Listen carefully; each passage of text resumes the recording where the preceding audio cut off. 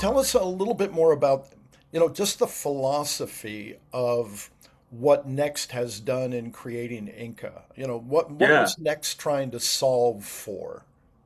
yeah, it's a really interesting origin story actually, because whilst I'm a long-term quantitative researcher, Kathy is a long-time qualitative researcher who over the years had started to do more quant.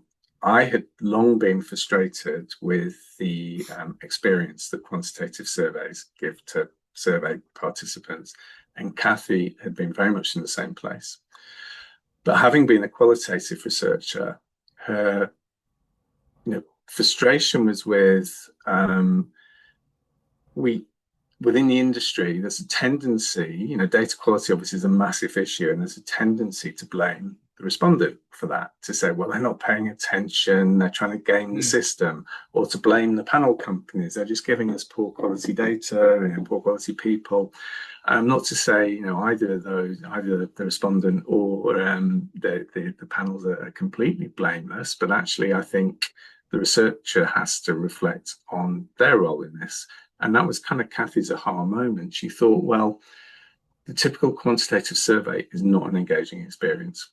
With a background as a qualitative Wait, researcher, wait, good can you qual, can you stop yeah, and say that again? Because that's what we've been talking about for yeah. two sessions by now. Why do you say that?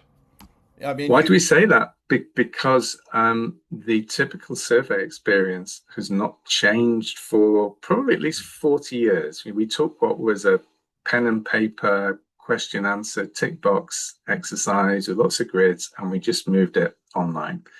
And even the language, we talk about people as respondents, they respond to those questions that we give them. Whereas with Qual, it's actually all about engagement. We talk about people as participants. We're engaging them in a two-way conversation. So that was the aha moment, actually, about, well, how could we apply what's great about Qual to Quant? So fundamentally, what we were setting out to do was to make the survey experience more engaging. If we can do that, people will pay more attention. They'll reward us with better quality data.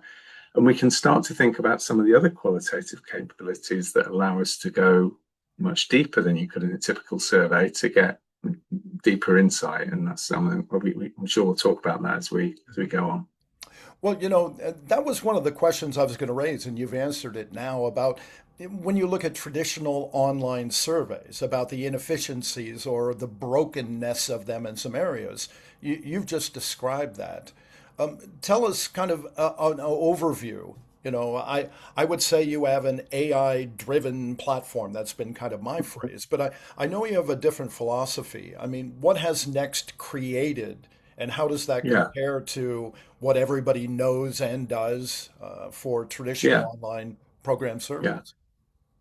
So we would say it's AI supported, not AI driven. And our whole purpose as a company is about putting the human at the center. And there's two dimensions to that. One is the participant, as I've spoken about, creating better experiences for participants. Participants actually, when we think about it, they're our most valuable resource in market research. We should treat them as such, and most surveys certainly don't. But secondly, human at the center also means putting the researcher at the center and making the job of the researcher, number one, easier, and number two, allowing them to actually get to more powerful insights. So that's what we focused on in creating the Inca technology. It's a platform that you can still measure pretty much all of the question types you could in any survey, but that's delivered through a format which is more conversational in nature. It's more visual. It looks and feels like a WhatsApp conversation. It's more natural and intuitive for the participants. And then we have a number of other more qualitative tools that allow the researchers to go much deeper than they could with a typical survey. So at the heart of what we do is using AI to probe the answers people give to open ends and get much richer understanding through the open-ended questions. And also using other techniques, more enabling techniques, again, like we were doing qualitative, for example, through projective techniques.